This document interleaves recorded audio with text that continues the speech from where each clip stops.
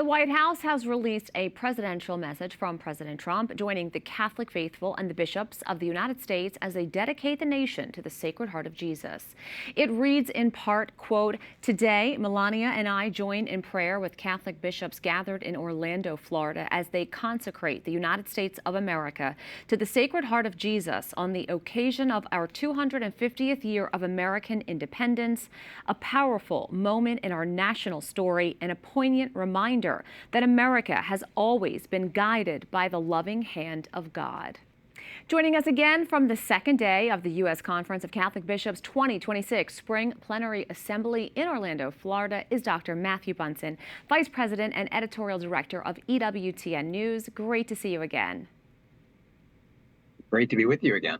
The bishops today consecrated the nation to the Sacred Heart of Jesus. For viewers at home who might be wondering why this consecration is so important, can you explain?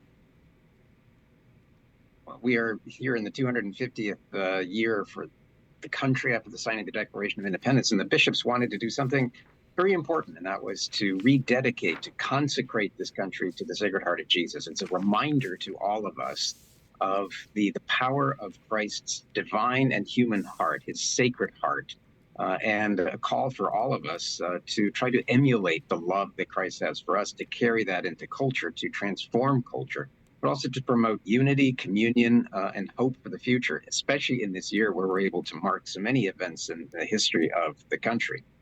So the bishops themselves have listed this as a very important event since last year. How significant is it that President Trump, a non-Catholic, acknowledged this with an official presidential message? Well, he's done several presidential messages marking various days of the year on the Catholic calendar, and it's very clear that he considers the outreach to Catholics to be politically important. I noticed, too, that politically he sort of anchors this into his wider call for a return to prayer and the idea of a Christian country.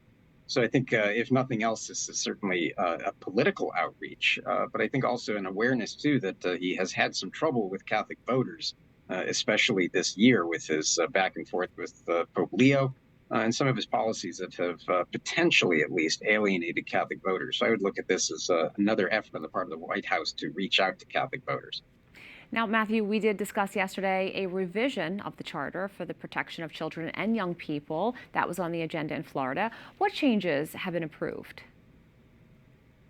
Well, the bishops themselves, after quite a bit of floor debate and some voting for and against certain amendments, settled on a revision of this document that has been in force since 2002 with various revisions, including this one now.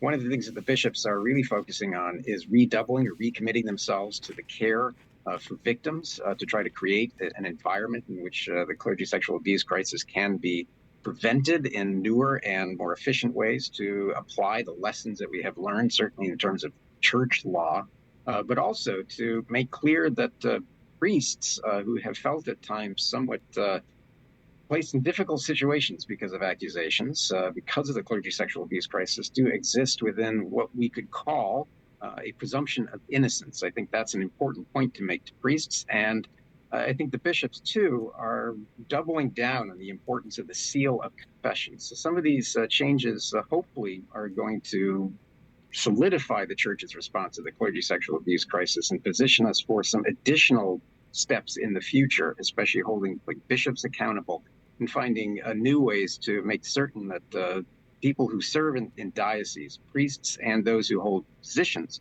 are held accountable for any crimes or abuse. Dr. Matthew Bunson, thanks so much for catching us up on everything that happened today. Always great to be with you. God bless.